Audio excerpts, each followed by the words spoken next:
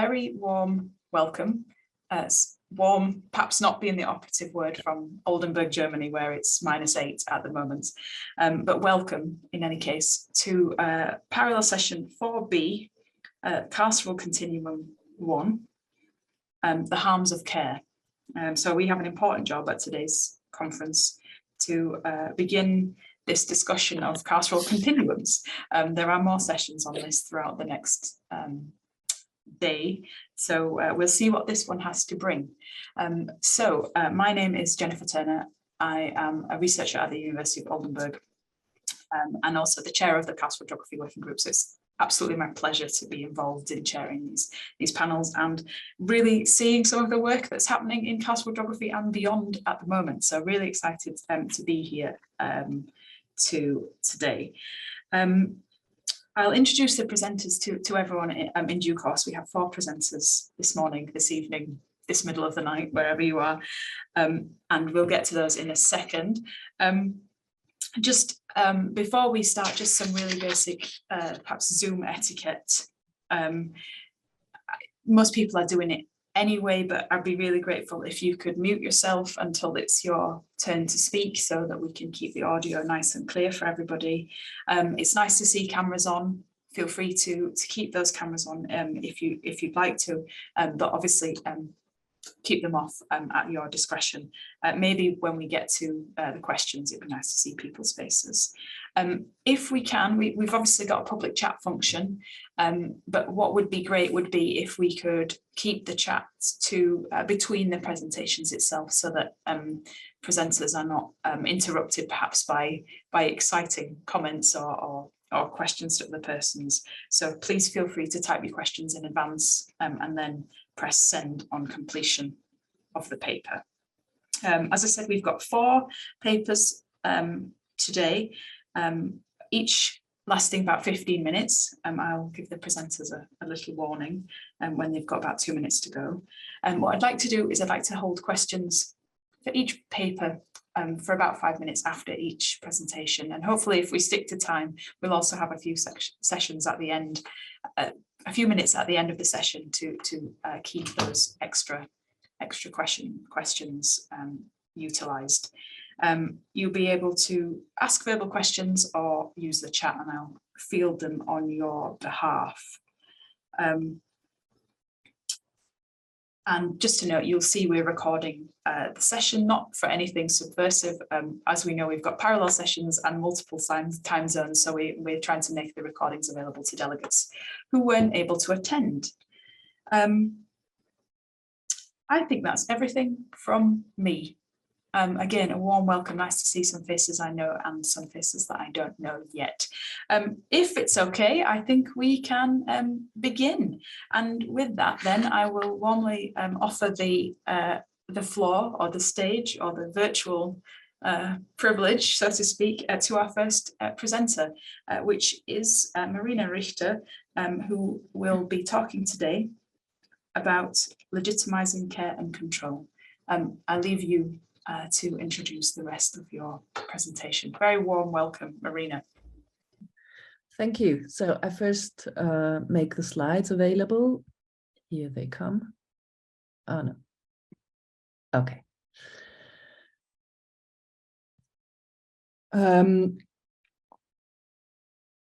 So maybe I have to, if you looked at the program, so there is a little change to the title. I suggested when I wrote the abstract to look into 2 different types of institutions, into prisons and asylum or detention centers. It's just that we were in the middle or beginning of data collection and things. Well, data collection is always a very social thing, and many there are many factors influencing data collection. So we didn't reach that far, or we didn't just find, couldn't enter asylum centers.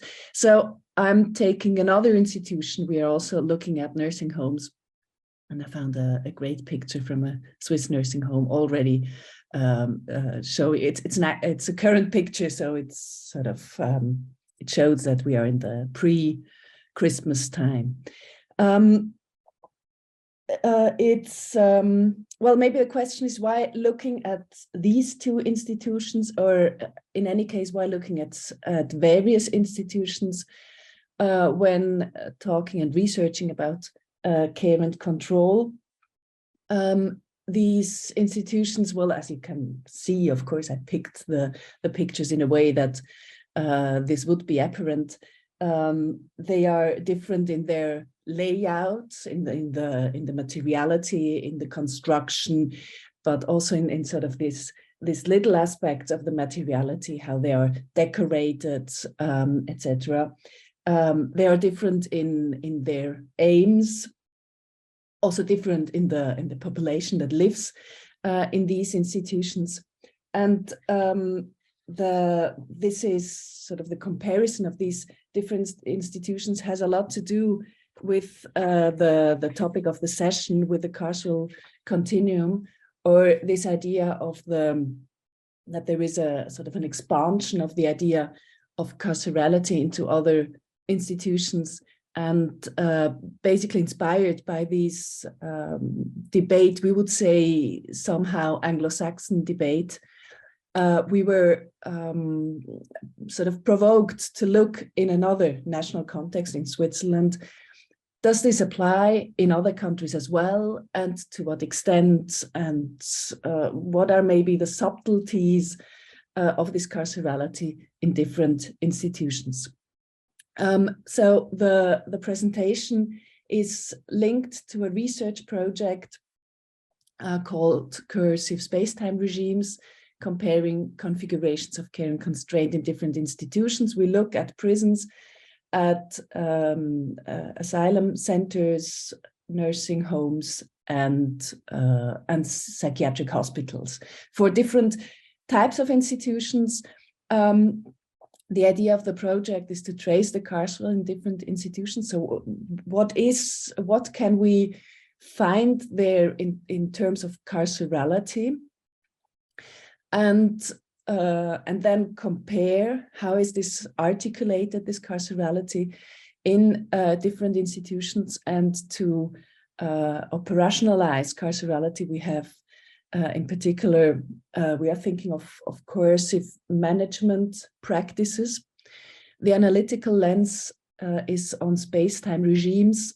We think, or we assume that as these institutions have, on a very general level, all in common, that they have little staff for the many people that are living in there or spending their time in there.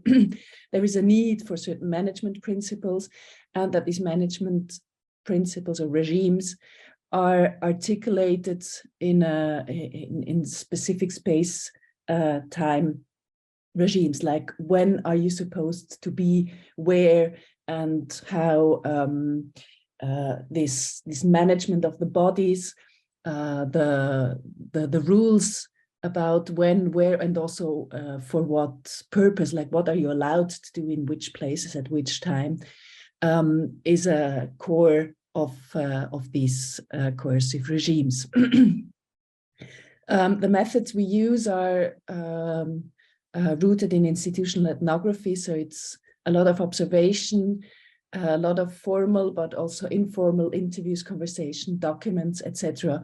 And well, this is also why the empirical part is not so foreseeable. Apart from finding access to the institutions, then also it just has its own dynamic, and the fieldwork is in part just not completely written down or digitalized. We are still in the middle of it. We started in 2021, so we are now more or less in the middle. So it's really, we are still in the field, in the middle. It's really a bit talking about first insights we got. It's quite a big team, so it's good to work with mostly social anthropologists on these topics. I'm a geographer, so that's the link to the conference. The conceptual approach, I want to say a bit more why these institutions and why this idea of looking at space-time as a means of approaching and analyzing care and constraint. The idea is that societies have a lot of institutions like schools, like the labor market, like jurisdiction, that sort of apply to everyone, that are a societal form of management of people, of organizing people in the society. And then there are some people that are identified or labeled in very specific ways because they have commit criminal acts, because they're of old age, because they have a psychiatric needs, etc. So that there are different processes of identification or labeling, you could also say, that make that these people are societally legitimized to apply specialized institutions for these people. So the idea is that there are some people, because of processes of identification, of labeling, are sort of unmanageable by the general institutions of society, like labor market, schools, etc. And that's why there are specialized institutions like prisons, like psychiatric hospitals, etc., or nursing homes. And I think an important link also is to the text that was written by Tom Disney and Anna Schleer, that these institutions are somehow also troubling or troubled, that as they are conceived as specialized institutions for these people, there is always a troubling aspect in them, potentially in the way they deal with these people. They are sort of exceptional institutions in the society. This is why we are looking at these, and we are interested in how they deal with this ambivalence of care and constraint. We believe it is inscribed into all of these institutions, but in very different ways, and that's something I'm gonna develop a bit further.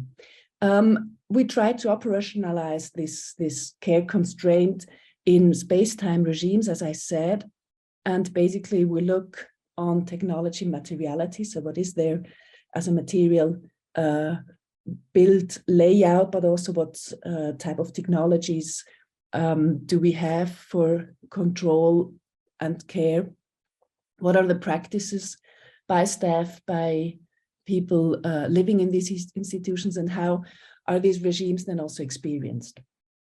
Now, you would, I guess, expect me to outline technologies, materiality, practice, experience for the two institutions I'm going to talk about.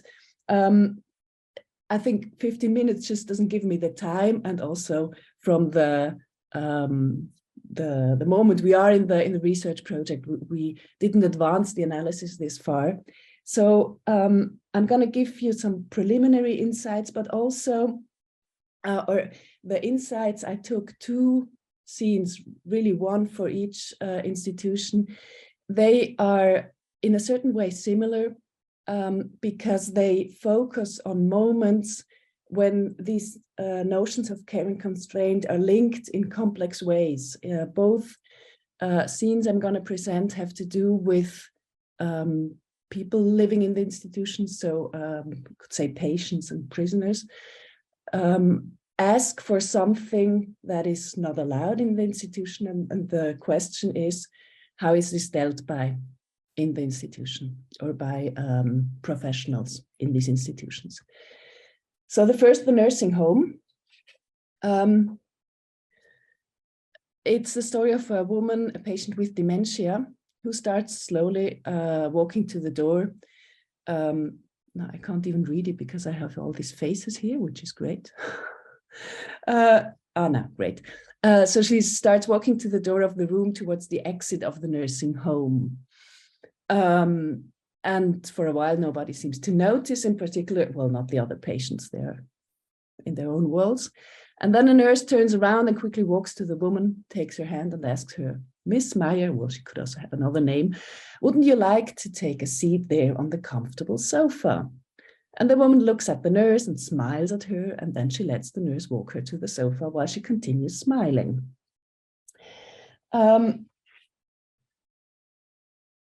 Now, the nursing home states in their concept that they don't force anybody. They don't want to control. They want people to be autonomous. They want to foster the autonomy of their patients. And that's a statement that was repeated during fieldwork on and on by nurses, but also by managing staff, more or less in similar words. So what does the scene tell us?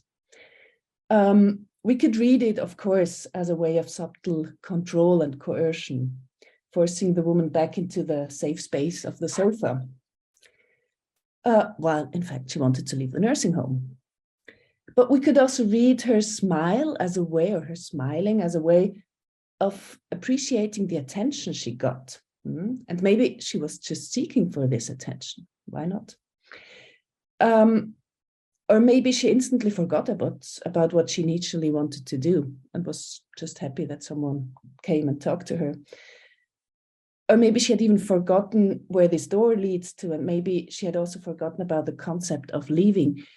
So you see, we are also confronted with people we can't really ask them. We can, there are a lot of empirical questions also about how to get data from and with people who verbally are not able to really transfer to the researcher their point of view. The second scene from the, from the prison.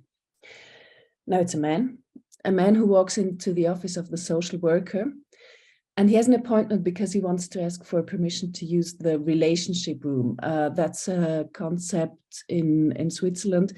They have in several prisons now rooms that are used.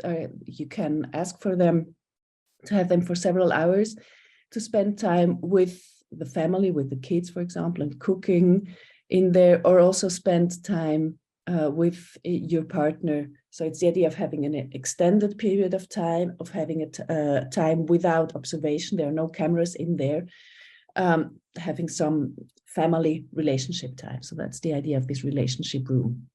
You have 2 minutes left. Yes, thank you. The visit of his girlfriend, that's always what happens. You start talking. So he did inform himself about the conditions to get this room. So you have to have a stable relationship, and he says he can prove it with pictures. And then the social worker explains, well, you know, the conditions, explains them again and points towards all the factors against this demand, like there were no prior visits of this woman, there is no communication recorded, sort of the prison doesn't know of this relationship. And the man continues insisting, and finally the social worker ends the meeting and says, well, I will advance the demand, but I'm not sure that this will be allowed. So what we see here, or we can again have different interpretations, the rules in the prison are based on institutional distrust towards the prisoners, and the rules, and they're based on rules of control and security. So the prison administration has to assure that there is no danger for the woman that comes, that the relationship room is not used for other purposes, and that the privilege of using this room is only granted with severe scrutiny. And one could also read it as a general practice of first controlling and securing before trusting in people. So the prisoner is claiming his right, and he claims that otherwise he's not able to see his girlfriend, as she has to book a flight, and she won't do that for 1 or 2 hours. So I'll try to come to some conclusions. So we have the nursing home where care is much more apparent than control first. We have this smiling, etc., and taking care of the woman. We have the prison where the control is very apparent, while there are also elements of care. I mean, the social work at the end does advances the demand, or proceeds in this process. But we have different stories. In the nursing home, we have the story of the caring of the patient's well-being. They're here because they can't take care of themselves, and that's therefore the professionals, they suggest practices for the patient's own goods, like taking her back to the safe space of the sofa. While in the prison, there is more a control and punishing, apparently, while there is also some caring. So the prisoners, they are there because they have to pay a debt, because maybe also they are dangerous. So therefore, the demands always have to be scrutinized for any dangerous or improper behavior. And I'm going a bit fast, but that's my last slide. I'm really thinking of these legitimizing stories behind these two and other institutions almost as a fairy tale. So as something that gives illusions about how the institutions work and what they're aimed at. And this fairy tale or this legitimizing story glosses over the specific mixture of care and control in the institution. And I think it's important to see that there is not just prison where there is control and nursing home where there is care, but there's always a specific mixture in every institution of care and control. And I wouldn't even say it's a continuum and the institution is on one point, but there are also situations with more care and more control. And just jumping to the last point, I guess you're very good readers and read everything I wrote while I was talking. The last point, so these legitimizing stories, they're also shaped by societal discourses. And I think this is also a point that opens up possibilities for us as researchers, because we can also enter societal discourses and help changing these stories. I'm thinking in particular of currently in Switzerland, where there is a movement to develop in prisons approaches that go towards desistance, after the turn in the last years to a lot of risk-oriented practices. And this has, at least in part, also been added by academic work. So thank you. Sorry, that was a bit fast at the end. Thank you very much, Marina. We all virtually applaud you. Given you slightly more time, I've got time for one short question. If anyone would like to ask one, you can take questions by raising your hand. Lorena, I think that's a hand. Yeah, that's a hand. Thanks for this presentation. It was really interesting. I have one question. So in my sort of academic volunteering life experiences, I've sort of I've navigated, like, you know, spaces like the nursing home and the migrant reception center and the homeless shelter. And one detail that is really oddly common to these different spaces is the presence of generally a lounge with a TV that people gather around, looking a little bit lost, with their sort of, as if they were looking in the void, everybody in silence. And I swear that I haven't really understood how to make sense theoretically of this space. So I'm shifting the burden towards you. Do you have any ideas? Have you encountered these in the spaces that the project has analyzed? Mm-hmm. Spaces like around the TV are very common in nursing homes. In prisons, usually the TV is in the cells, and in Switzerland we mostly have individual cells. But I'm just continuing my ambivalent readings, because I mean, you could read such a space as a space of control because people are quiet, they are controlled because they're all there, sitting, not moving, not disturbing the smooth functioning of the institutional system. But you could also read it as a space of care because people can sit there and enjoy TV and enjoy having some time together. So I guess that's maybe my main point, that this care and control, it's so difficult to differentiate because it really depends how you read it. So basically, one of my points would be, you have to ask people how they experience it. So this is why we have this third point, or this third aspect of the space-time regimes, the experience. And it's definitely not the same for the different involved actors, like the patients, prisoners, or the staff, or visitors who come and who maybe see this scene in front of the TV and think like, well, no, they're all just quieted there. it's horrible. They should be doing something and talking and and this is therefore also a major problem that these nursing homes are for us, as in particular with people with dementia. We are really struggling how to get their experience of this institution and how they live it and perceive it. Yes, thanks. Very nice scene as well.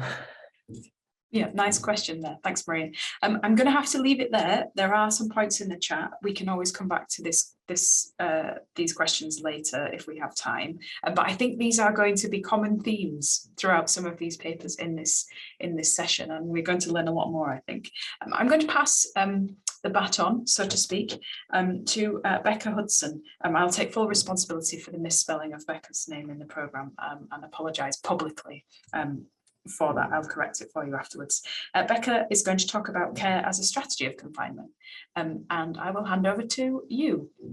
The floor is yours.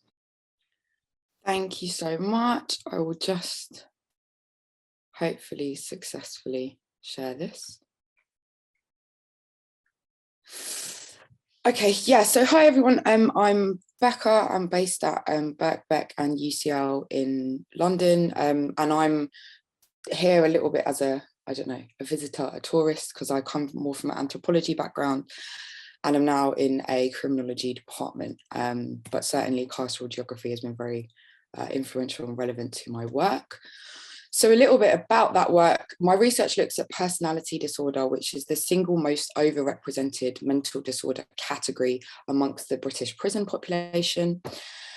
And I look really at how this category gets constructed through things like psychiatric and risk assessments, and the implications that that construction then goes on to have for decisions about how long and in what sort of manner people are held captive by the prison. Particularly this shows up at induction into prison, as well as parole hearings and decisions about their license conditions. So when people are released, what are the sort of boundaries and parameters that are put on their kind of everyday life and conduct. This paper is a bit of a kind of exploratory, empirically kind of one. It comes out of some of the early findings from my data analysis. And I should mention that my original conception was to do a kind of standard orthodox ethnography in a PIPE, which is an acronym for a psychologically informed planned environment, which is a special type of wing that they have within the English and Welsh prison system that is specifically designed for people with personality disorder. But because of COVID-19, that all had to get switched up. So it's much more document-based now in terms of these assessments. So that's really poring over kind of hundreds of pages of risk assessment and psychological reports about people with PD in prison. So what is personality disorder and how does it kind of configure in the prison system? There are lots of, and we can maybe speak a little bit in the questions about how these statistics get constructed, because they're a little bit slippery as well. But there are lots of statistics about how prevalent PD is in the British prison system. Some estimates put it at anything from 55 to 85% of the entire prison population having some form of personality disorder. And that's slightly been broken down in recent years because there's been criticisms of the diagnosis as something that's a little bit unstable. It's not a kind of meaningful psychiatric category. And so you now get lots of people in prison who are diagnosed with personality traits that are problematic and impact their risk, but it's not something cohesive enough as to stand for a real diagnosis of a disorder that would work outside of the prison setting. So the minute that you go through the gate back into the community, that disorder kind of melts away, something that's been very, very important in your time in custody, but doesn't actually withhold outside the prison setting. So it's kind of a very specific sort of prison psychiatry that operates when it comes to personality traits or difficulties, as it's often referred to. So I've got the DSM-5 kind of definition of personality disorder there. There are many different types of personality disorder. Some nosologies have like 14, some have 16 different forms, and lots of the people that I work with in prison might have 4 or 5 different forms of personality disorder that they have been diagnosed with. And increasingly since the early 2000s, PD has become a really integral part of penal management in Britain. So this slightly confusing diagram I've got on the right-hand side here is a kind of picture representation of the OPD, offender personality disorder pathway, which is this labyrinthine kind of set of infrastructures in the British penal estate, which are set up to manage and rehabilitate and reform people who have committed some kind of offence and been diagnosed with some form of personality disorder. So they're all kind of encased in risk management. You have different kinds of therapeutic treatment, offending behaviour programmes. We have those pipes that I mentioned earlier, specific wings or specific prisons that are set up for people with PD. And it's really become an industry and a kind of really elaborate set of penal infrastructure, all organised around how do we monitor, manage and reform people that present with this particular mental disorder category. And amongst lots of my participants, kind of former prisoners that I interviewed, it was a joke that if you wanted to have your PD treated in the UK, the best thing that you could do was to commit an offence that got you in prison for 4 years or more. Because if you had that long sentence, you were then actually brought into this, which is really the largest, most developed form of treatment and behaviour kind of options for people with personality disorder. These kind of services are not available in the community. So that was a kind of running joke that that's actually the best kind of treatment available for you. Wanted to give a little bit of kind of background of how this whole infrastructure came to be, how it came to be created. So prior to the early 2000s, PD was considered what was called a dustbin diagnosis. So there wasn't any kind of options for treatment. If you were diagnosed with a personality disorder, you were seen as difficult, stubborn, untreatable, incurable, and there were very, very few services that would take you on. A few things happened in the early 2000s. So there was a particular case in the late 1990s where a man murdered a woman and her daughter. And in the media coverage of this murder, it was really made a big deal of that he had a diagnosed personality disorder that was not managed, that services had cast him out. And that was kind of located as the source of his criminality and the reason that he was allowed to go forward and do this murder. So there was a kind of moral panic in the media about that in the late 90s. There were also a number of landmark reports. So this one from NHS England, personality disorder, no longer a diagnosis of exclusion. So there were lots of policy imperatives that really argued that this status of PD as something that cast people out, that was a dustbin diagnosis, was not good enough. And they should be brought into services in a much more kind of embracing way. That rubs up alongside that moral panic about PD being something generative of criminality, so that then in the kind of mid 2000s, Jack Straw, who was the Home Secretary at the time, put forward a programme that tried to recruit mental health professionals, so psychiatrists, psychologists, into identifying dangerous individuals in the community who has a personality disorder, and how can we pre-criminally identify them and monitor them and bring them under the kind of jurisdiction of penal infrastructure to prevent them doing things like this man who killed this woman and her daughter. That didn't quite work out for Jack Straw. It was actually, although he attempted to do it, the European Court of Human Rights said that he couldn't legally. But there was this development of this infrastructure. So there was a mass recruitment of forensic psychologists. There was the development of something that was called the dangerous and severe personality disorder pathway within the prison estate, particularly within secure hospitals. And that was later reformed into what we see today, the offender personality disorder pathway. So there was some infrastructure built outside of that kind of that interest and imperative in doing something about the criminality of people with PD. At the same time, running from the late 1990s to the present day, we also have the expansion of mass imprisonment in Britain to now be the largest prison population in the whole of Western Europe. So there is a huge kind of process of penal development that goes on alongside the development of these services in the prison estate. So back to the kind of empirical stuff from my research, what sort of tensions does this throw up for the sort of people that I'm working with? Most of the people I spoke to, your mental health gets to be known through imprisonment. So lots of people I speak to say, well, I didn't know I had mental health until I came to prison. That's where it became identified as something to be kind of drawn out, monitored, pathologized and treated. Your care is organized around your offending behavior.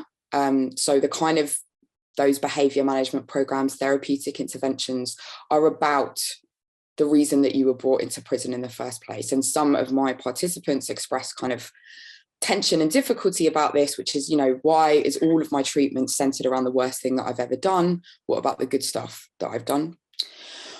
For professionals as well, this is a tension. I mean, what kind of therapeutic relationships are generated out of this?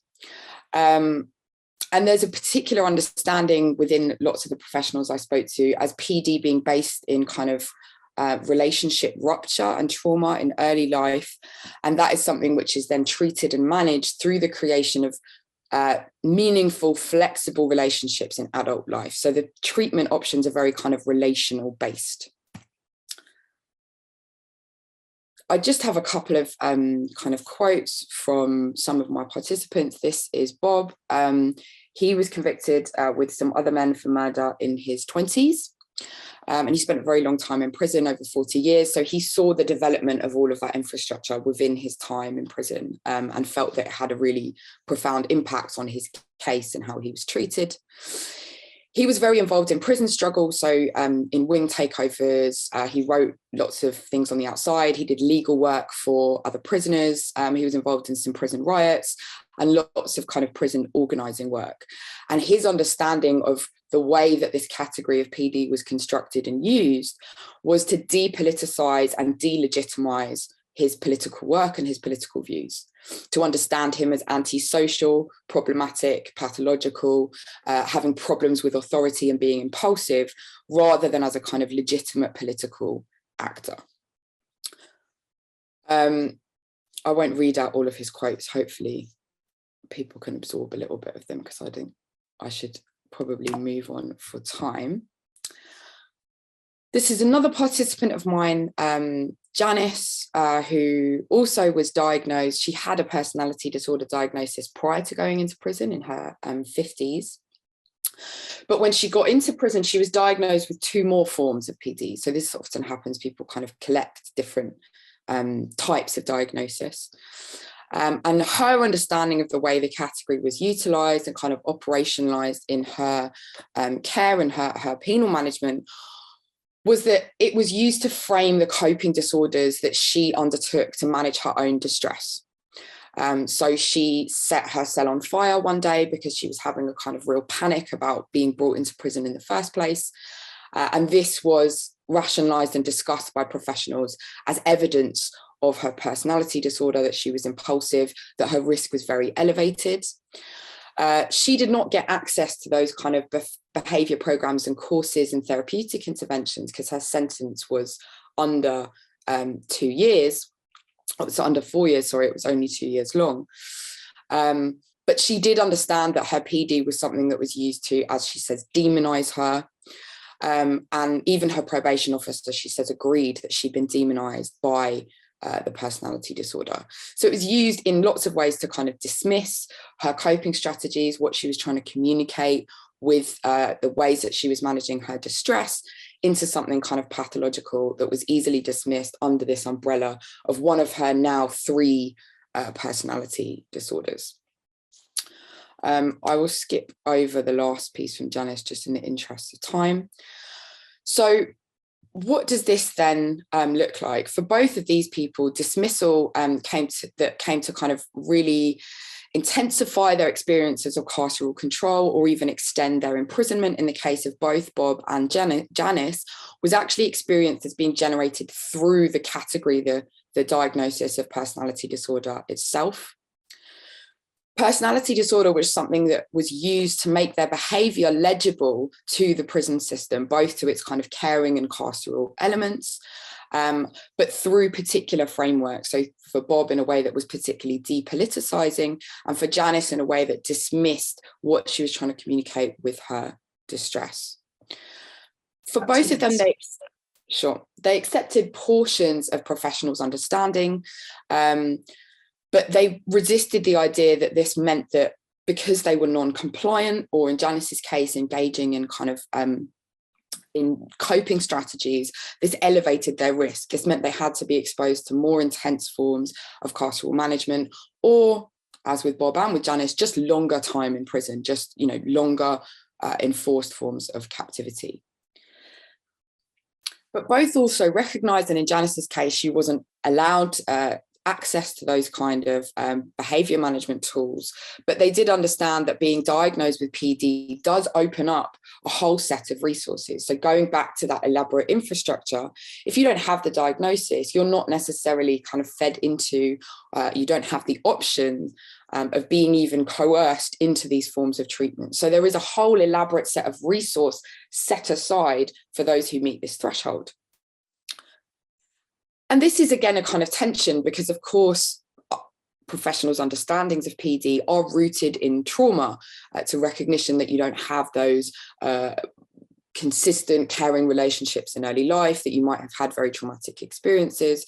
So it becomes a bit of a double-edged sword. There's a recognition of your trauma, or that there needs to be some kind of input and management of care.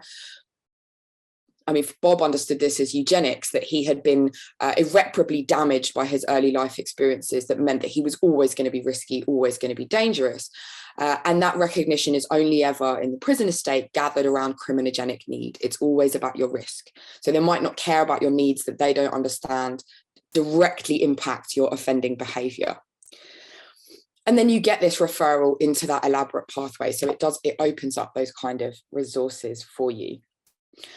I want to just talk briefly about parole. You've used your time, so we're in your question time now, so it's up to you. Okay, I won't talk about parole board members. What I will just go to is the end. So how do we connect that kind of infrastructural stuff about the way in which that infrastructure is built with the experiences of people on the ground in prison? So there's this ambivalence in which participants are navigating a double-edged sword. Do I get access to things within the prison estate and have maybe some of my difficulties recognised as being generated by my vulnerability, but this may open up intensified forms of control and much longer time in prison? That ambivalence on a kind of institutional scale means that mental health recognition becomes the way through which these subjects are made legible and managed by the prison estate, and only by testifying along those kind of lines, agreeing with this narrative about you in accordance with what the prison estate understands to be needed for your risk reduction, are you able to progress through your sentence. If you resist it, if you say, no, that's absolutely not how I understand myself and I don't want to engage in these offender behaviour programmes at all, you're likely to be held for longer and subject to more kind of intensive interventions. And again, on an institutional scale, as a rehabilitative strategy, that management of inclusion, that kind of policy strategy to provide services and include people with this formerly dustbin diagnosis, runs alongside and becomes entangled with the development of massifying incarceration and the kind of explosion of longer sentences and recalls into prison. And around that, an entire industry has been developed with all of those recruited forensic psychologists, the offender behaviour management programs, which are now kind of traded around the world. And so we see the way in which these kind of on the ground tensions are enmeshed with the development of a penal industry around mental health care. That is all from me. Sorry for going over time. Not at all. Many congratulations on a nice paper. Yeah, I think something that, you know, we don't really think of the prison industrial complex so much in the UK sense, but I think your paper really indicated to that. Any questions? Juncture. Marina, sorry. It's okay. Thank you. this reminded me a lot of things we hear in another project where we talk with people on probation and parole. So it's after their release, but still under the sort of the sanctioning power. And things that we are questioning ourselves a lot. You spoke about that psychiatric therapy is based on the relationship, and I would even say on a relationship of trust. So just a little example, one from someone who was committed because of pedophilia. So in his treatment, he says it's nice, etc. But if he feels again attracted, he will never ever talk about this in his therapy, because even now that he's not in prison anymore, but still on probation, his therapist will have, he has the duty, he will have to report this, that the risk is again rising. So there is this huge question, I think, how can a therapy be effective, just work, in an environment where the therapist belongs also to this reporting, controlling logic of the criminal system? Just sorry, it's a question to you, sort of. Yeah. I mean, that tension is kind of exactly what almost all of my participants, both the professionals and the formerly imprisoned people, were trying to navigate. And it's something that I think at times the discussion of any kind of ambivalence or tension in that relationship is something which some kind of professionals, some parole board members and kind of justice professionals really don't want to confront, because it means that you then undermine the supposedly sort of pure therapeutic quality of this relationship. But it's something which is absolutely there, and it's something that I think some of the people that I spoke to did find that, you know, there was this probation officer that I got on with. I just liked the way that he approached things. I trusted him. I felt he was honest with me, etc., etc. And there's lots of others who don't. But I mean, one of the things that a lot of the professionals I spoke to certainly testified to was that, I mean, and it's funny with the diagnosis of personality disorder, because they will understand that people have had really poor early relationship development. Many people will have a mistrust of authority. As they frame it, they are then in an institution in which the people who are asking their most kind of intimate and difficult internal information are the people who are reporting on them.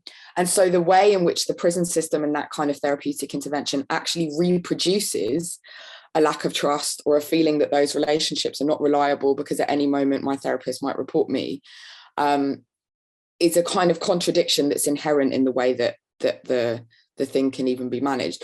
It's not to say that some people don't have relationships that they think are meaningful, but the predictability of how that works and where, at least in my research, seems to be really sporadic. It's like, you know, I liked the guy or I didn't like the guy, or I happen to be in a good place or not. There's kind of no rhyme or reason to being able to demonstrate, well, this definitely works for everyone. Even really intense forms of like therapeutic communities, they can't really predict when a TC intervention might work for someone and when someone will just go, absolutely not, I don't want to be involved. That was a really great question and a very thoughtful answer there as well. Begrudgingly, I have to stop because we have to keep everyone into the session. But the Zoom room will be open for a few minutes after. So if you've got those burning questions, you can stay behind and ask everyone. I will move on to our third guest, Lorena Gazzotti. I apologise, I've probably butchered your name pronunciation, who's going to talk about the southern Spanish border. So I'm going to hand over to Lorena, and who will tell us all about it, and a slightly revised title, I think. Okay.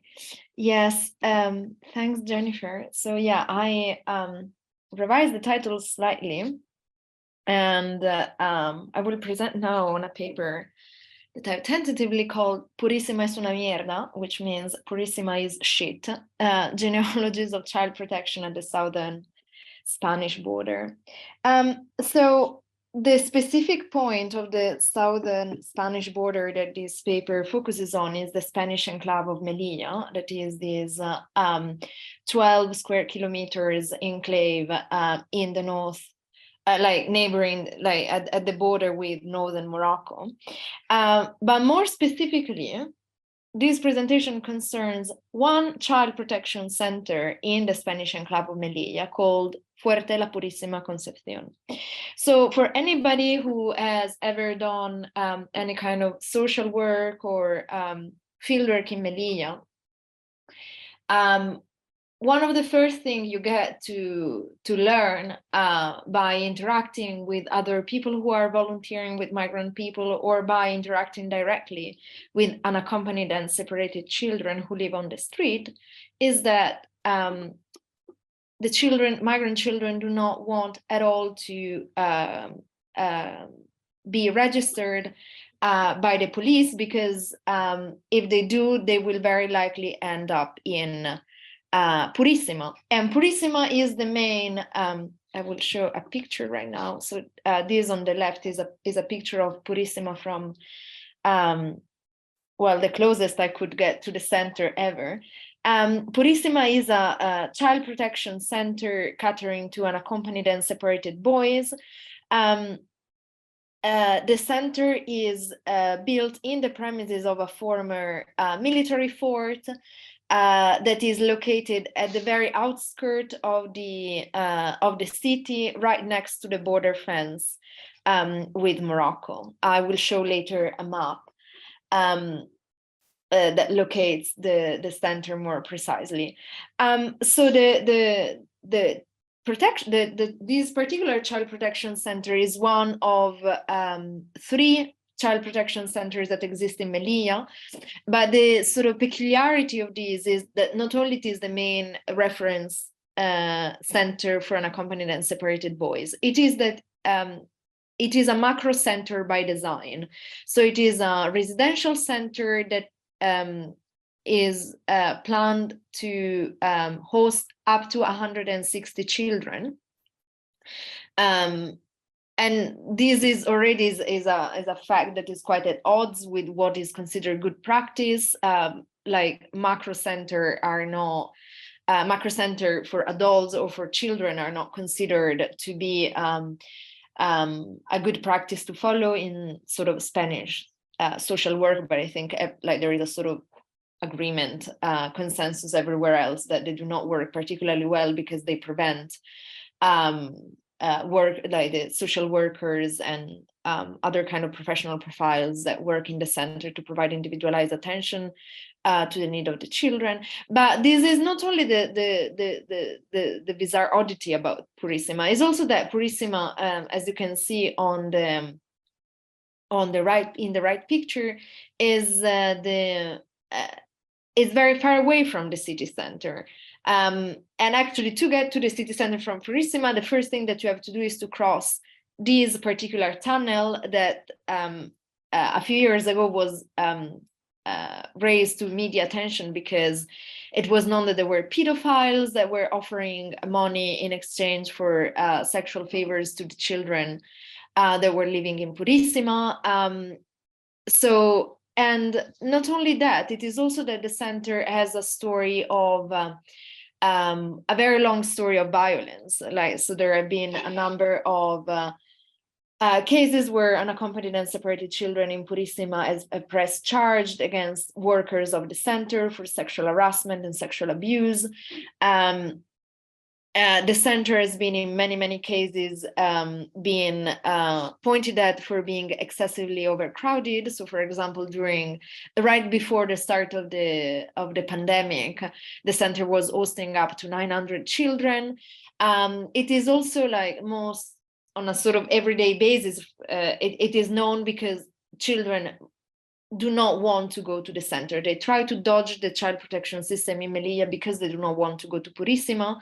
Data published by the autonomous city of Melilla in 2019 showed that in the previous year, up to 1,300 children had been sort of admitted to Purissima, but by the end of the year, just 600 were living in the center, which means that at least 600 children had fled the center.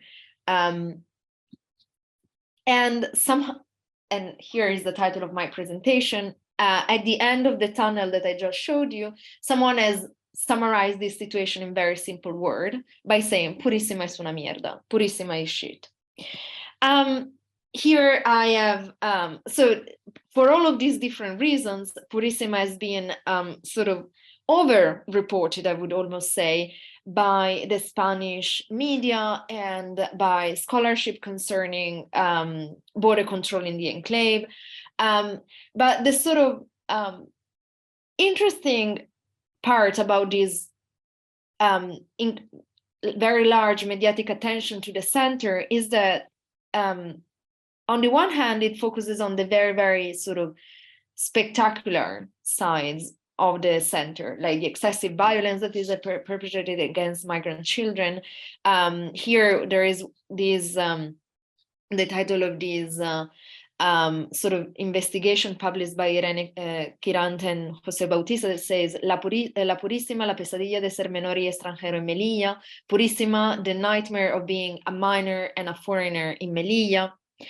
And on the other hand, the interesting bit about all this reporting is that it somehow completely overlooks the fact that Purissima has not always existed. And Purissima has not always been the reference center for the sort of protection of unaccompanied and separated children in the enclave of Melilla. So in this paper, I try to depart from this contradiction to ask a couple of questions. So the first one is sort of, what does an excessive focus on the border present does to migration studies and carceral geography more broadly? And from that, I ask, well, if we can sort of solve that contradiction, what function do child protection centers really play in the political economy of the border? Because a center like Purissima was obviously, I mean, it has a nominal function that is to provide sort of care and protection for unaccompanied and separated children, but as a matter of fact, it is a center where people flee from. And to do this, I rely on Foucault's concept of genealogy in order to try and tell the history of Puríssima's present. So I try willingly to move beyond the sort of spectacular present of Purissima to investigate how Purissima came to be and how the sort of inconsistencies, if there are any, of this past sort of still haunt the border present. I do this based on empirical and archival research that I conducted in Melilla between 2019 and 2022.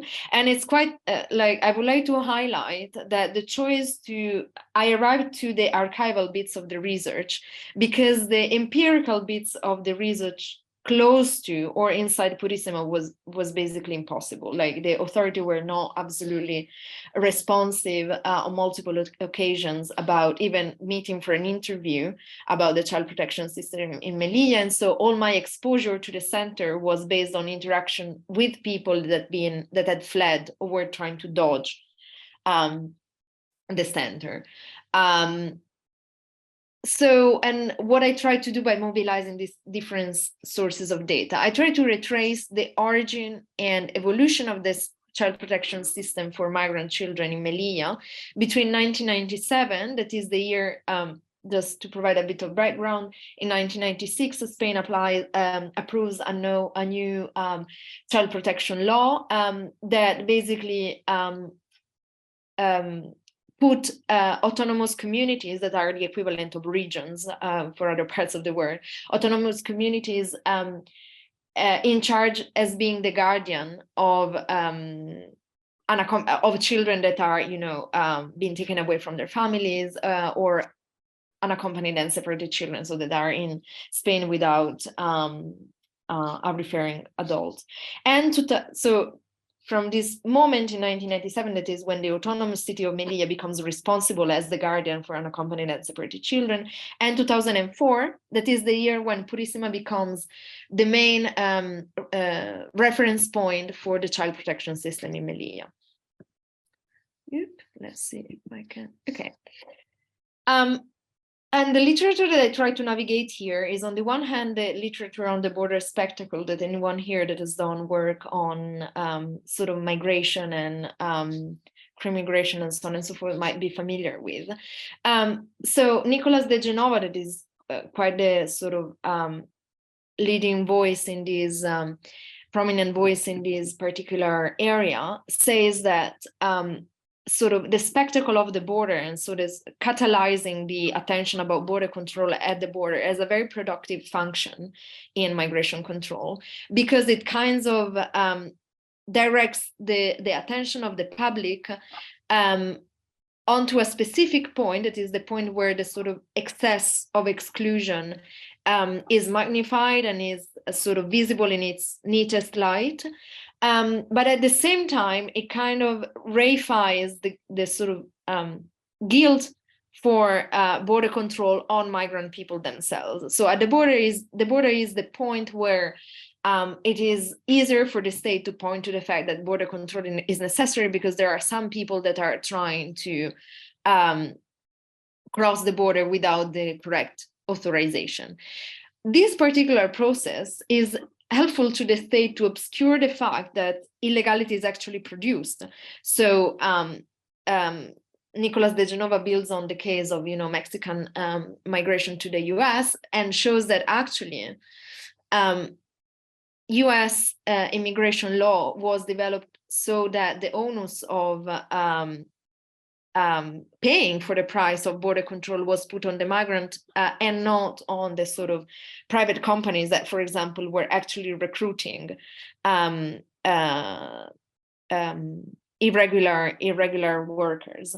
And so in this way, the state kind of obscures the legal production of illegality. The migrant reception centers, I think, is part of this border spectacle. On the one hand, because it sort of solidifies the tension of border control onto a specific place. And in this way, it also attracts media direction more directly into these sort of spaces. On the other hand, because they act as total institutions at the limit between reception and detention. So people that are hosted in migrant reception centers are not incarcerated, but a lot of the rules that apply to migrant reception centers make them look a lot like prisons, not only to the external observers, but to the people that are hosted there. On the one hand, because, and lastly, I think that the migrant reception centers are part of the border spectacle because, to use the word of Nabil Ferdowsi, they exist in those middle spaces between visibility and invisibility, reality and fiction. In the sense that because they are so impermeable, migrant reception centers can sort of do a lot of work of like sort of political fantasy in a way. There are some migrant reception centers whose constructions is announced by European political leaders in North Africa, and this idea does a lot of political work. And then if you go and see in practice, this center maybe do not exist or have never been constructed, or have been constructed but not used for the purpose that they were initially devised for. So I think they are. Oh my God, 2 minutes. Oh God. Okay. So in other words, I tried to use Foucault's genealogy to explore how this center came to be. So just to say where Purissima is here, right next to the fence. The other two reception centers, El Centro Asistencial and Divina Infantita, are much closer to the city center. And how did Purissima come to be? So between 1996 and 1999, Purissima was not a child protection center. So when the local authorities in Melilla started accommodating migrant children in the city's protection center, all the centers were actually built, were actually small centers that catered to maybe 30, 40 kids. They were in the city center, for example, the Centro Hogar del Puerto, el Eladio Alonso, y el Lucas Lorenzo. The only center that was not in the city center was the Center Avicenna, that was, as you can see, close to the border France, but in the middle of a residential area. So the picture on the right is taken in front of where this center previously existed. It is no longer used as a protection center. So how did we move from this situation to the situation of Purissima? So fundamentally, at the end of the 1990s, when the local authorities in Melilla were confronted to the fact that they actually had to act as guardian for Moroccan children that were in the city, obviously the child protection centers that existed became very quickly overcrowded. And it's important here to highlight that it is not that children started arriving to Melilla in the late 1990s. The children had always been there because a lot of them were basically crossing the border on a daily basis. It's just that at the end of the 1990s, due to the new child protection law, local authorities in Melilla were obliged to provide care for these unaccompanied and separated children. The moment where the state was obliged to provide guardianship to these children and the center that were already existed became overcrowded, the first reflex of local authorities was not to create a new center. It was to push for returning these migrant children to Morocco. So it is really interesting because the law actually specifies very specific circumstances where the child can be returned to Morocco. And it is under a sort of comprehensive assessment that it is in the best interest of the minor to be returned to Morocco. Obviously, return. Lorena, I'll just stop you there because you're well into your question time. So you might want to just bring things to a conclusion. Okay, so I'm really sorry. Maybe leave us with a final point that you'd like us to consider. Poorly. So basically, what I wanted to say is that if Purissima works very poorly today as a child protection center, is because the authorities actually did not want to provide care for migrant children at all. They tried really hard to solve the problem of overcrowdedness by returning migrant children to Morocco. Confronted to the fact that returning migrant children to Morocco was not a long-term solution and was not easy at all, they sort of identified a space that allowed them to sort of isolate and distance migrant children far away from the city center and have not questioned anymore whether the center was suitable or not. So yeah, I'm sorry. I'm happy to provide the presentation to people so you can go through it much more in detail. Thanks so much, Lorena. It's such a terrible job to be the person that has to hold things, because I know that this is an interesting case study, and I really want to open the floor to someone who might have thoughts on this. Any questions from the floor?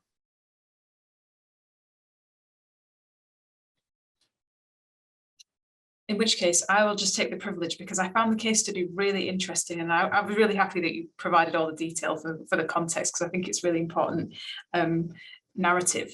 Is there any sense that this will now continue? Because this is, you said earlier on that the press almost seemed to construct this centre as a kind of a natural space, and it's a highly, well, it's horrible, but you know, and the mobilities to that space are horrific and highly damaging for these young persons.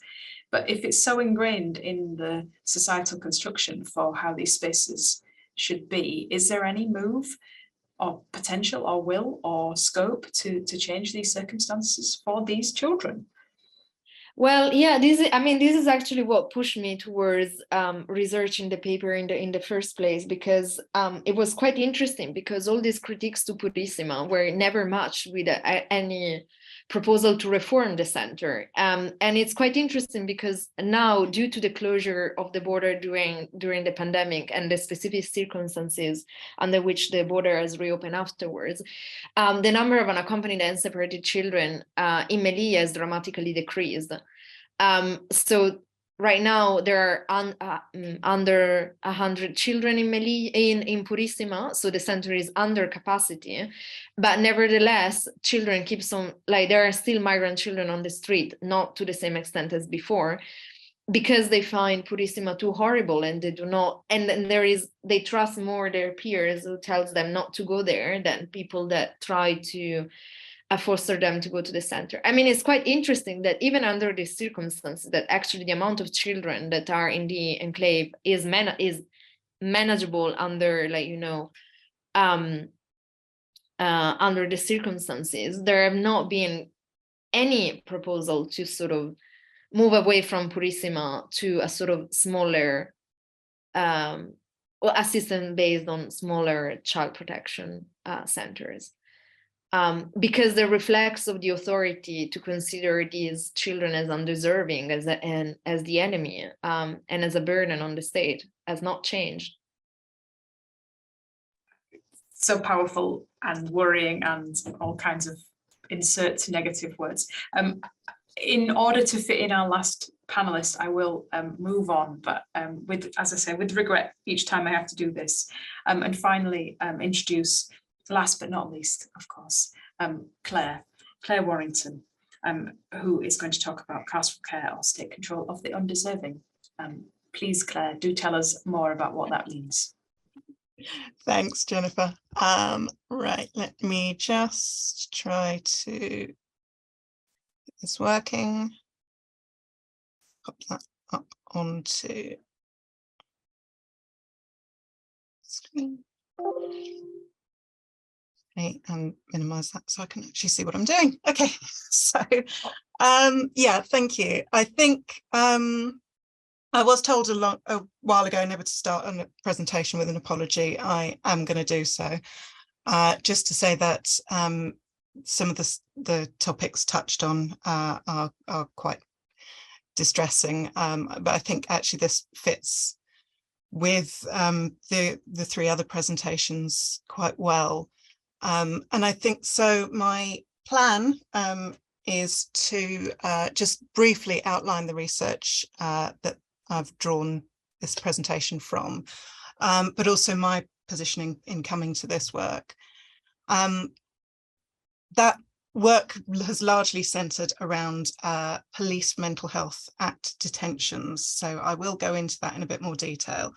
But also I think there's something very interesting in the kind of the historical context of that, as well as the current context. So hopefully I'll have time to cover that to an extent before moving to what I term carceral care of the undeserving, which I think we've led to from a number of perspectives already. So talking about me, my professional experience before I certainly before I started my doctorate, has been mostly working in the criminal justice system in the UK for around 10 years within the probation service, and then a brief stint working in prison mental health care. And the reason that I think that's particularly relevant today is that there was something when I was in the probation service, which was my first proper job out of university undergraduate degree, that the service was originally set up with a remit to befriend, assist and advise people who'd been in prison. And it always struck me how many people would come into the service who weren't currently under probation, but who some of them had previously been years and years, decades ago sometimes, and others were people who hadn't had any criminal justice contact at all, but would come in to ask for help directly from probation officers, and knowing that some of the work that we did around, for example, domestic abuse. And it just struck me as an agency that you probably wouldn't conventionally think of as a site of care or assistance, and how desperate you'd need to be to go to a probation office when you're not under probation to try to access help.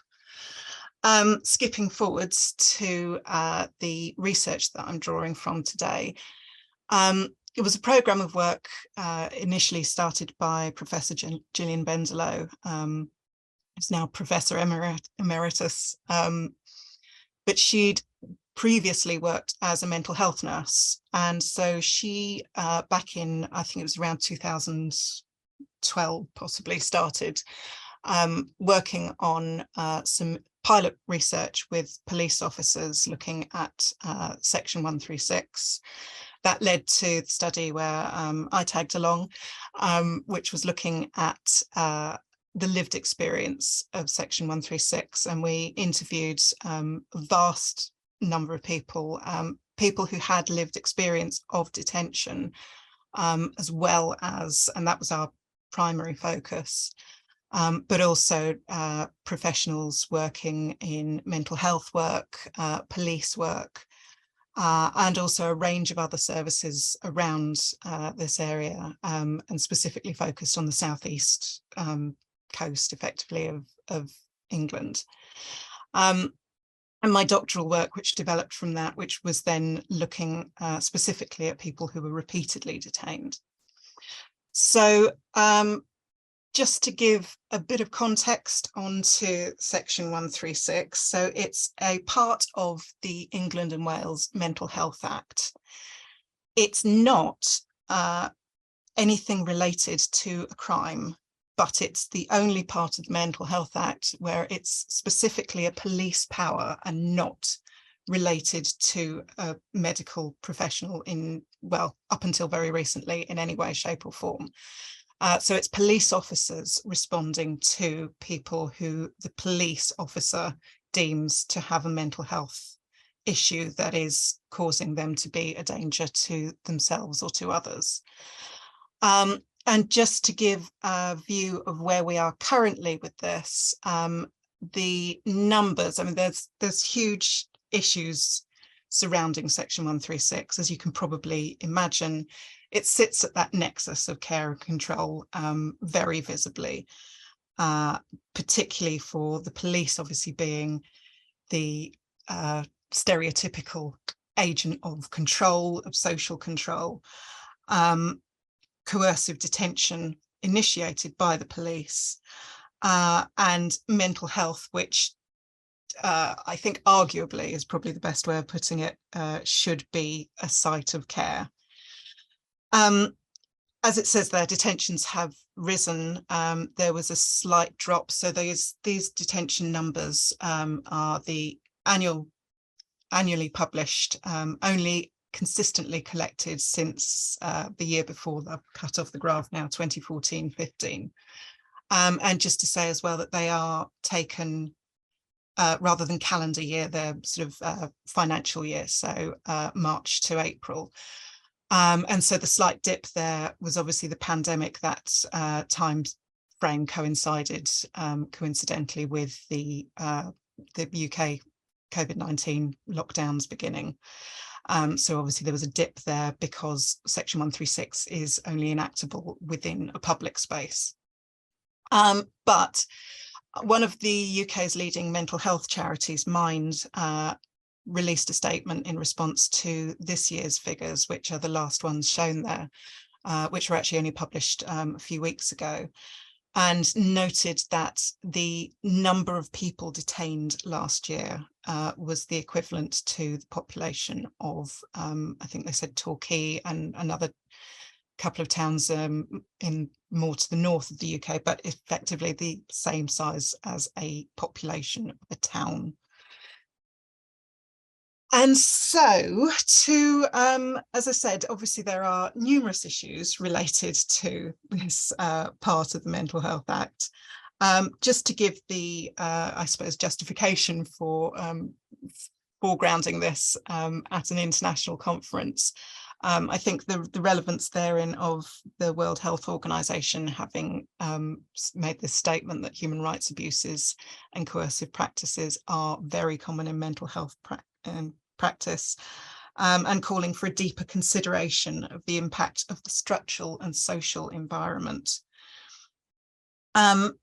Returning to Section 136, over the last 15 years or so, it's been consistently recognised that the majority of detentions relate to suicide prevention or self-harming. So it's the individual's vulnerability and risk to themselves, rather than so much to potential risk to other members of the public.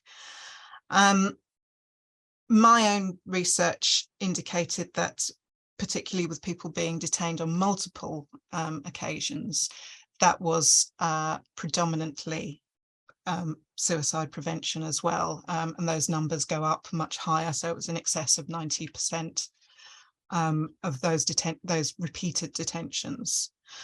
And going further into this, repeated detention itself was linked much more closely, as I said, to suicidality, but also the number of people who were detained with the highest frequencies were almost exclusively women. In fact, in the very highest frequencies, those were literally exclusively women. Interviews with some of those women revealed, and again, thanks to Becca here for covering this in much more detail, but there were very serious histories of trauma, and that there was a very high prevalence of personality disorder. And the other thing that has emerged is, again, this treatment of, even if it's not a formal diagnosis of personality disorder, treating people as though they have personality disorder. As Becca said, it's an area, personality disorder is an area that is, again, mired in controversy. And I think also, it's a diagnosis that is arguable in itself, in terms of its very existence. But taking it, certainly for purposes of brevity, that there is some cluster, for want of a better word, of issues that typically include experience of trauma, behaviours seen as impulsive and self-destructive, including suicide attempts, self-harming, and often substance misuse, quite often as a way to try to self-medicate to manage the issues that person is having. It certainly also exists that there is a widespread stigma in response to these clusters of issues, and not least within medical practice, and that these are actually centuries old. So something that I found really interesting when I was reading around my PhD was that the Vagrancy Act in 1744, the wording of that was almost identical. If you take out the obviously we've had some advances in language, but effectively a person who, by terms of their mental health, is deemed dangerous to be allowed to be permitted in public could be taken by a constable even before the formation of what I term the modern police force as we recognise it today, to a secure place. And then just, I would kind of, I'll probably move on for timing, but the Mental Health Act as it stands today sort of was formed around 1956, revised in 1983, amended in 2007, and up until that point, Section 136 was entirely unaltered. During that time, suicide became decriminalised, and so whilst possibly in the 1700s, the 1800s, Victorian records of police responding to people who had made attempts on their own life were arguably slightly more understandable, I think there are some issues, to put it mildly, that we are still responding in the same way. And up until 2017, police custody was quite commonly used as that place of safety. And that's a really important point that I don't have time to go into in as much detail as I'd like to. Now, predominantly, those are health-based places of safety that people are detained to. In the last year, there were still, though, 264 detentions to police custody. So it's still something that needs working on as well. And then to what I term the undeserving, which is definitely about kind of the response that society is giving So this paper from 1979 was a sociologist within a medical, so accident and emergency or emergency department. And the quote there that it's people who have been seen time and again, and then the term was it's just normal rubbish, the usual rubbish coming through. Moving forward to today, there are still very negative attitudes recognised amongst healthcare professionals, and again, links to personality disorder being seriously stigmatised. And 2 minutes. Thank you. So this was something that we found in our own research. This is also something that has been widely spoken about. But also, as I said, just thinking about my current work, which is in prisons, women's prisons, again, there's this recognised issue, as Becca has talked about, thankfully, very, very eloquently, that there are a lot of mental health vulnerabilities and particularly personality disorder within prisons. But still no clear data being accessed, collated, which raises this interesting issue around prisons being effectively having to be a site of care. The previous study that I worked on looked at continuity of access to care as people move through the criminal justice system. So there's parts that are probably done slightly better than others at parts, but then people don't stay in one place permanently. They move between community and custody. And again, comorbidity, as Becca touched on, was is very, very common. So that's diagnosis of multiple, either multiple personality disorders or personality disorder with other conditions, or various other mental health issues. So galloping to my conclusion, I think it's acknowledged within the suicidology literature that there's something almost inherently horrifying about the desire to end life. But we are also increasingly very aware that there's a ripple effect within suicide, that very, very few people will go through life untouched by suicide in some way. So that, my point is that horror can't then justify a societal level turning away from people who need help. And nor can the failure to challenge centuries-long legacies of using power and control as a response to distress and to mental health problems.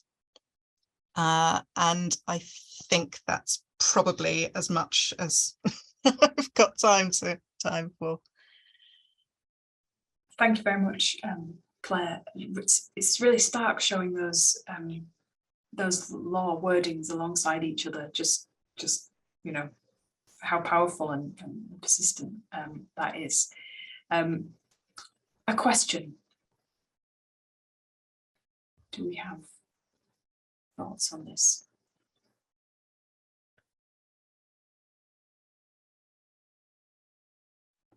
I don't know, maybe I can, if it's not too much of an imposition, maybe I can ask Becca how these things work together. Do we see parallels? Do you have immediate thoughts? Yeah, absolutely. I feel like I have about 10 questions. I'm like being sheepish about it. I'm really interested in the way that it, I guess, yeah, I'd be interested, Claire, in that framing about the kind of comorbidities and the way in which mental health vulnerabilities show up. And as you say, people are moving from place to place. How you see that kind of, how much the lack of data is about part of those definitions being slippery, and the way in which, those kind of legal wordings, meaning that people come into contact with the criminal justice system forming those impressions of people that makes that data hard to extract, or I guess what your thinking is about how that data could even be extracted? Yeah, it's a huge issue, but I think one of the main points, this is definitely just my opinion, is that it starts from a lack of willingness, I think. And I think that was definitely the case with Section 136, that up until 2014, there wasn't data consistently collected and not at all reported on the number of people who were taken to police custody as a place of safety. But we also knew that was actually common practice. So there's reams of data being released saying these are the rates of detention. And I think it was certainly with that around, the police are detaining people and taking them to trying to take them to sites of care, to mental health professionals, and for various reasons that are again structural, in sort of not things that haven't been properly thought through.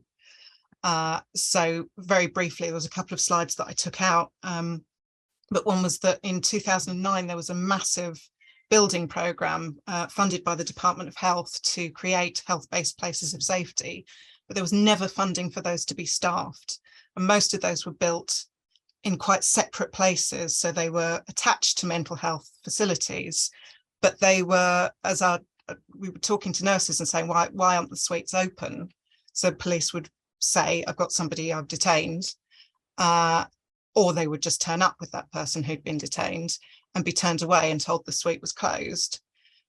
But the practice of that was because the staff on the wards were running at very low levels anyway, and then to go to the Section 136 suite would involve going through multiple locked doors.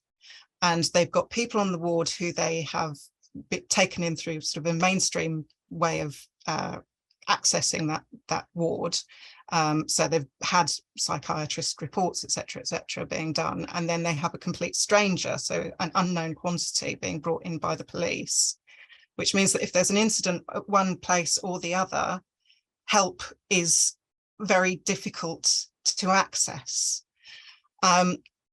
But again, what we were seeing was that the mental health professionals considered 136 the police problem, and actually still do. And the police consider the people on 136 a mental health problem.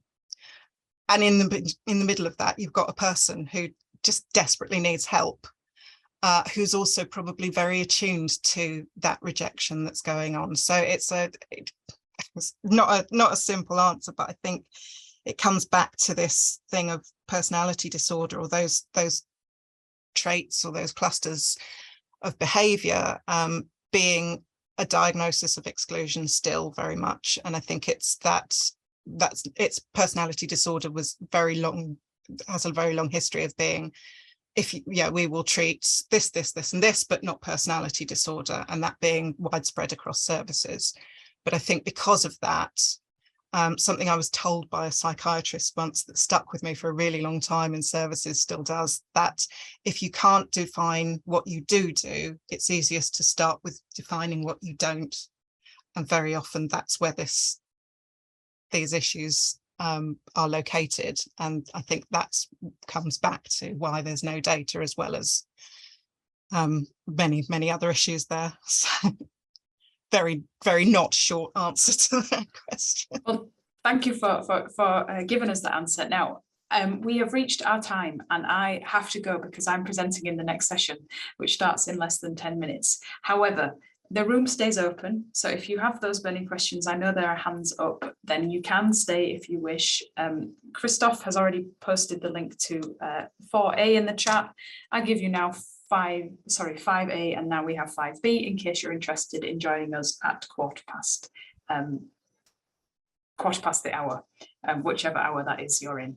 I'll say my goodbyes. I'll say my thank yous to everyone who's presented and to the attendees, some of which have dashed off. Please do consider the continue the conversation if you'd like to, but I will say my goodbyes. So thank you so much, and hope to see you all soon. Thank you. Thank you. Jim. Thanks. Coordinate. Thank you. Claire, are you staying for a moment? Yeah, happy to. I just was thinking, I'm all the time looking whether my daughter is coming. This is what I'm looking outside. I was just thinking, because I guess there are similar laws or articles in other countries, and I was thinking of the Swiss case, and I just checked in between, and as far as I knew, and I checked, it's not the police, it's always or an authority for the protection of children and adults, or medical, like doctors, trained medical professionals who can sort of apply such detention for safety reasons, but it's not the police.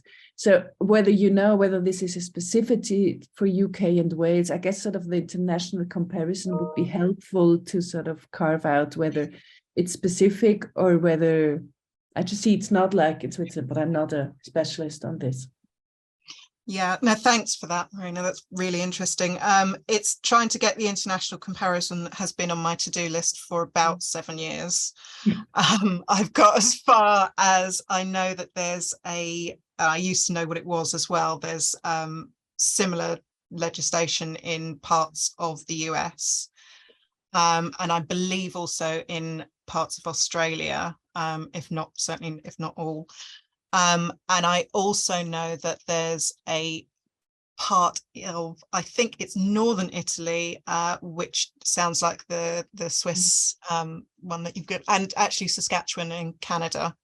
So there's bits of conference conversations coming back to me more than anything I've consistently done, who have it's medical jurisdiction, not a police jurisdiction. So I think it varies from place to place, probably even at the more micro level than even country to country. But I do think there is this, as you said yourself, that sites aren't ever exclusively a site of care or a site of control, and there's a lot of dialogue around the use of coercion in mental health care, separate from whether or not you're introducing the police or whether that's happening in a prison, for example. And I really liked a lot of what you were saying there about that kind of that specific mixture between the two. Yeah, and I guess international comparisons would be really helpful. Afterwards, I have to go now. I see her coming, because we're also working in psychiatric hospitals. And there, at least in Switzerland, from what we've seen, there is they immediately try, the psychiatrist, to take away every bit of coercion, every bit of control, and even say, well, if they want to go, we let them go, like we're just here to help. So this is really a different setting from what we read from international debates. So I guess there are also national framings for these institutions, which are important to take into account, or national histories somehow, how these things develop. Well, yeah, maybe we meet at another session today or tomorrow. Yeah, I'd like to eat lunch. I'd like to stay in touch if I can. Thank you. Thank you. Bye. Claire, Becca, can I ask you a quick question? If you're not, I was wondering, because obviously the context that I research and work is sort of non-coercive. I mean, technically not sites of incarceration, so migrant reception centers. But one thing that is quite a recurring theme in those settings is that although the centers are technically inhabited by a lot of like professional figures that can be, social workers, youth workers, social integrators, psychotherapists, and then there is another title that is I don't even know how to translate this in English, but so it's interesting because the standards in theory are very highly professionalized, but in the practice of things, the people that cover these roles are not at all like, so I mean, while the center would take some care and make all efforts to make sure that, for example, the psychotherapist or the social worker are actually people with a degree in psychotherapist and social work, all the other figures, which compose the majority of the people that work in the center, are completely, well, some of them have never, seen a migrant person before. They do not really know about social work. They do not know anything about migration. And the most striking thing is that they do not speak the language of the people that live in the center. So a lot of the sort of conflict that was emerging in the centers was really a very basic problem of communication. And so this gives, in a situation with such imbalance of power, this gives a lot of authority to people with, to be honest, no qualification to have any of this authority, and that basically heighten the conflict in virtue of their own not understanding what the situation is. And I was wondering whether there is a parallel in the prison setting or whether that is not the case. I mean, I know from some of the stuff that I've done, it's a bit of a mixed picture in terms of you will often have, like in parole board members, for example, you will have lots of people who are very highly trained mental health professionals. And in a parole hearing, they will come as a special member.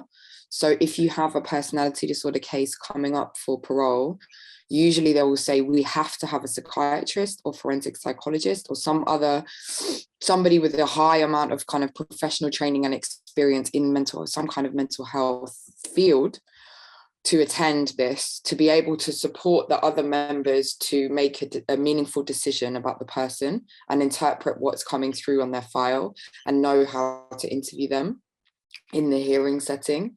So they often try and balance out other kind of more strictly justice professionals, so people who've come into the probation service, maybe they don't have a psychology background, with this expertise from somebody who does. But in the day-to-day functioning of the prison system that I've seen anyway, it's very mixed. So you have lots of, like, the people that you'd be coming into contact with is like guards, like normal prison guards, and on wings where they specifically designed for the treatment of personality disorder, those guards are meant to have been through a set of training that allows them to better understand and manage people with personality disorder. You will often also be assessed by not always someone who is a psychologist, but often people that are training. Because of the development of this industry, there's an intake of a lot of forensic psychologists who are training through the prison system. Mm-hmm. So although, officially the British, I don't know what to call it now, the British Psychologist Society argues that you shouldn't have an assessment done by somebody who's a trainee. You have to have someone qualified. But because of things like, resources and staffing and training programs, a lot of the time, the first contact you might have with someone doing an assessment will be someone in training. And they're obviously supervised by someone with this expertise, but it's a bit of like a mosaic of people with bits and bobs of training and some people on particular professional pathways. And the systems for those checks and balances are not always consistent just because of, institutional mess, basically. Mm-hmm. Yeah. Becca, no, Claire, is this your experience as well? Yeah, and there's two things actually. One is very much the same in terms of the police, that there were very different perspectives from some people, that some people have had officers who have been brilliant and who are, will talk to that person and have sort of averted crises and talked them down and been really kind of given them exactly what they needed, and others have had really quite horrific abuse from officers that are not in any way interested in people. And I think there's been a lot of argument around in the UK around whether or not mental health constitutes core business of police and policing. But I think that's also the case, I think, in kind of mainstream health settings. So when somebody's brought into a hospital, for example, from overdose or from having kind of, there've been some risk to life, so they need physical medical attention, there's also quite a lot of prejudice there, and I think there's probably reasons for that circulating, kind of uncertainties and lack of kind of understanding of how to work with people in that form of distress, but also this sense of kind of, I think a lot we've heard from sort of people who work in ambulances saying, you do your job, you try to focus on the things that you turn up, you can fix something and then you can do something about it, whereas mental health is this huge can of worms, and there's all of these issues, and in a short space of time you don't have time to go near that, so you kind of push it away and try to distance from it. I just also though wanted to say, it was something that I thought of while you were speaking, Becca, an interview that I did last week with a woman on one of the pipes that we're in one of the prisons that we're working on. She's been in prison for 15 years and she's transferred. She's been in other TCs and on other pipes and has transferred as kind of progression. But there's also something really interesting in the way each of those units are set up within the prison, and she's now experiencing much a restriction of liberty, a loss of privileges is what I'm trying to get to. So where she had much more freedom, and we're specifically looking at food, so she was talking about she had freedom to cook in her previous prisons. She works in the kitchen now in this current prison, but had to go through a formal risk assessment in order to join a celebratory making cookies and she was excluded from that because she hadn't had the formal risk assessment. She's literally 10 minutes ago been chopping things with big sharp knives. So I think there's something again structural about the pipes in themselves. I think there's a lot of good there, and there's a lot that I think, as you said, could be really beneficial in the community much more broadly. But there's also, again, those issues of you're locating that within a prison, and the prison's primary function is to keep people securely locked up as part of their punishment for a crime that they've been guilty. I mean, it's funny because a lot of the former prisoners that I spoke to, and a lot of the kind of assessment cases that I look at, the logic of the institution is putting, you need another risk assessment, or you need more training, or especially with IPP, indeterminate sentences. Oh, well, you did that risk reduction course, but you did it a year ago, so it's probably the knowledge has worn off, so you're going to have to do it again. And what that actually functionally means is you now need to spend a further 2 years in prison, because the course is only going to become available in 6 months, then you have to wait 18 months for your parole. This stuff. But it's interesting because prisoners that I spoke to were really kind of aware of that and felt like, I'm on a hamster wheel, stuck in this situation, and nobody's being leveling with me about the fact that that's what's going on. None of these kind of professionals are doing that. But then, and in parole hearings that I attend, it's quite similar. But in my interviews with parole board members, where they're not handling a case, so they have the opportunity to be more kind of reflective about stuff, almost every single one of them said to me, well, the thing is with risk is that you have to test it, and you can't test risk in prison because it's too much of a controlled environment. So actually people's behavior in the prison setting is kind of meaningless, and we can't really do anything about it. And maybe you can send them to open conditions, and that might be a bit of a testing situation. But other than that, the prison is not an appropriate place to work on trauma. It's not an appropriate place to test whether people's risk is reduced. But of course, all the information they're looking at are parole members is whether the person's risk has been reduced in prison.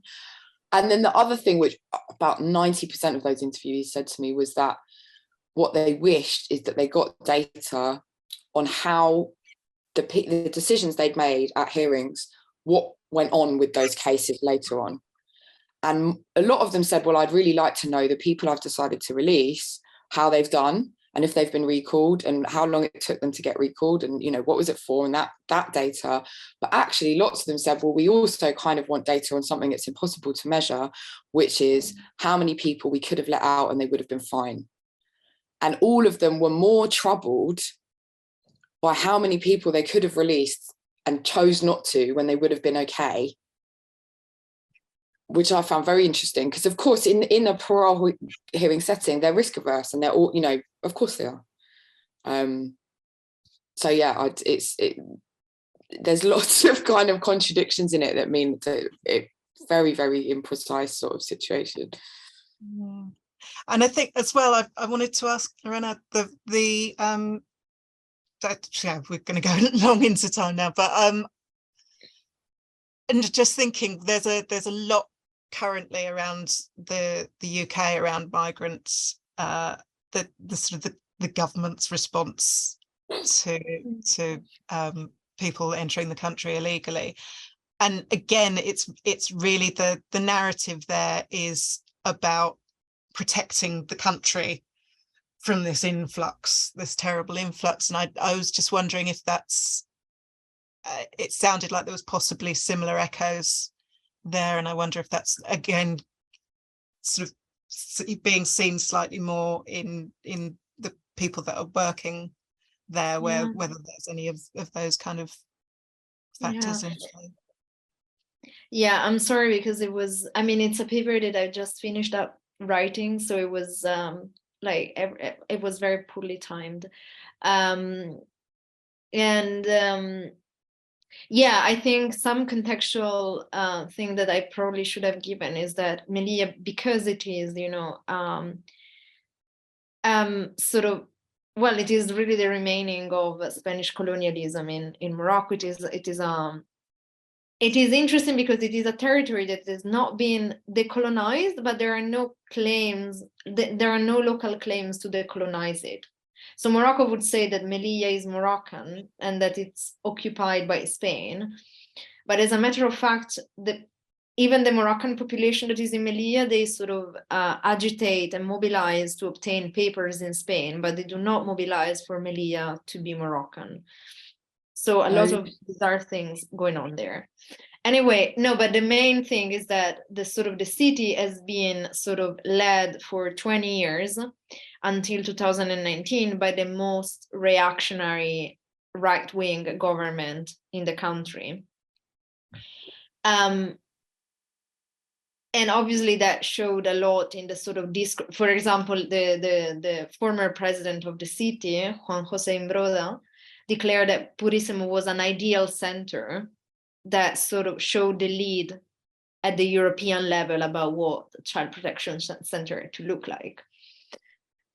And this was happening in the same week that the center was open, and like 3 days after the center was open, kids started, putting mattresses on fire, like throwing stones against the center. So that obviously plays a part in that. Having said that, after 2019, the government changed. So now it is a center-left coalition leading the city. But as I said, proposals to reform the child protection system has not emerged. And the interesting thing is that they do not emerge even in activist networks. I've never heard a sort of human rights organization or even, the Spanish ombudsman saying that Purísima needs to be closed and that smaller child protection centers have to be created, or that, for example, Melilla needs to figure out a system to sort of transfer children to other autonomous communities in Spain. That is the exact system that the UK adopts. When a child arrives to the UK and is registered by the police as unaccompanied and separated, there is an automatic mechanism of redistribution of migrant children amongst the various counties, the various local authorities, because otherwise Plymouth and London would have, would basically have to host the majority. And a lot of these children are in London anyway, but Scotland, for example, is hosting a lot of migrant children and so on and so forth. So I think this is the kind of interesting thing about that particular space, that it has become so naturalized and so reified that the fact that an otherwise is possible because it has been possible in the past is not really taken into account. That's interesting. So the activist networks, do they propose even internal reform? Like if they're monitoring the human rights conditions? Well, for example, during COVID, for example, when the centers were really overcrowded, then the local authorities reconverted another military fort to become a sort of temporary reception center. And there, human rights networks would sort of prompt the local authorities to make sure that everybody was protected from COVID and so on and so forth. But the fact that the sort of current child protection system is not fit for purpose, and there is not a way to make it better as it is, you need to sort of close the center and create another, is a sort of proposal that I've never heard.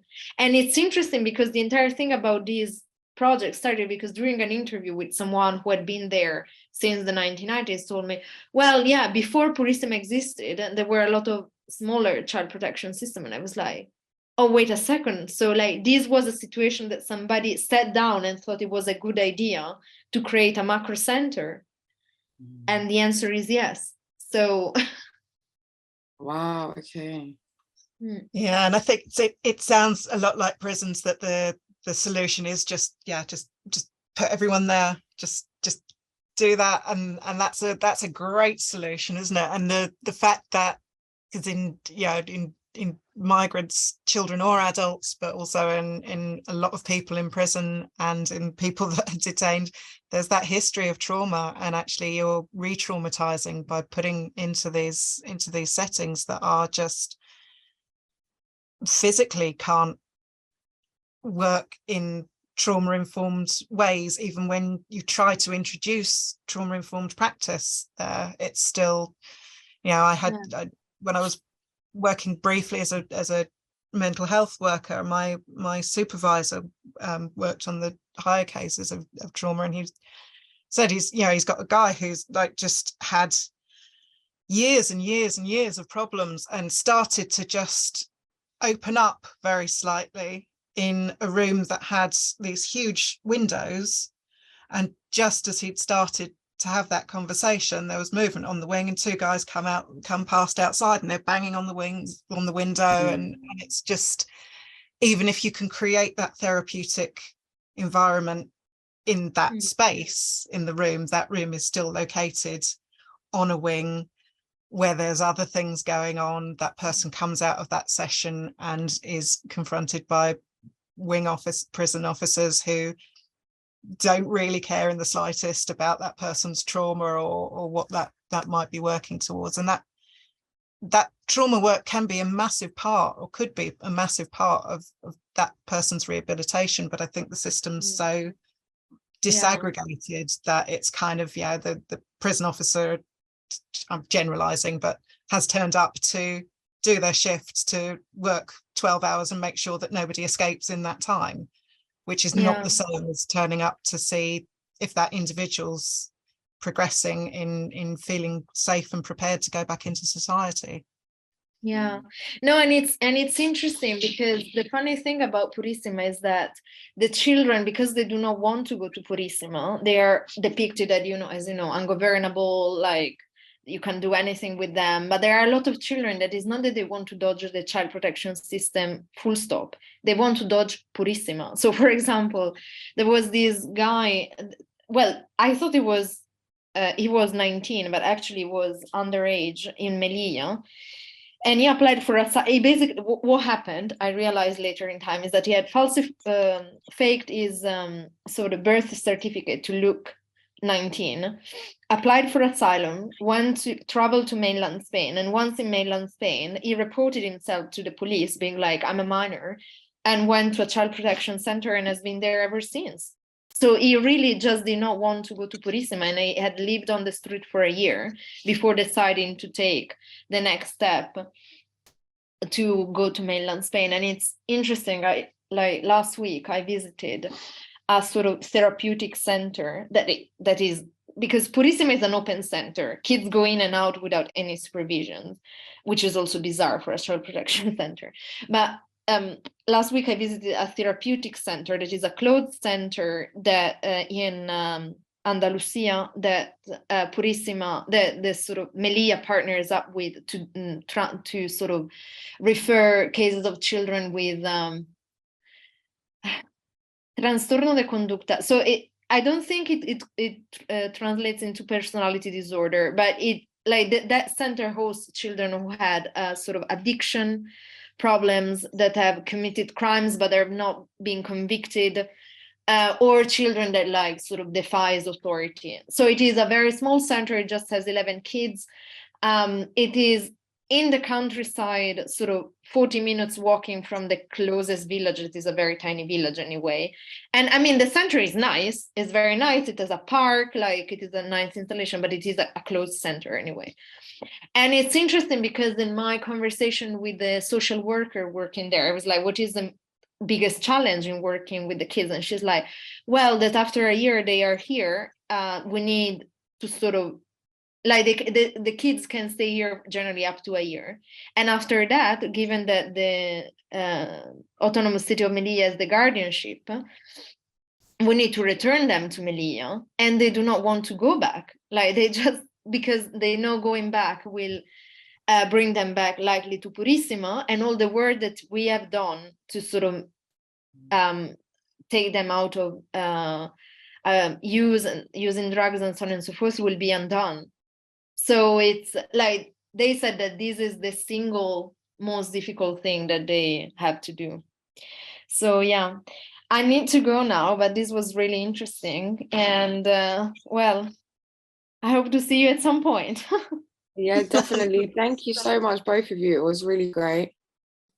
Thank you. And Yeah. yeah, let's hopefully speak again at some point. Bye. Bye.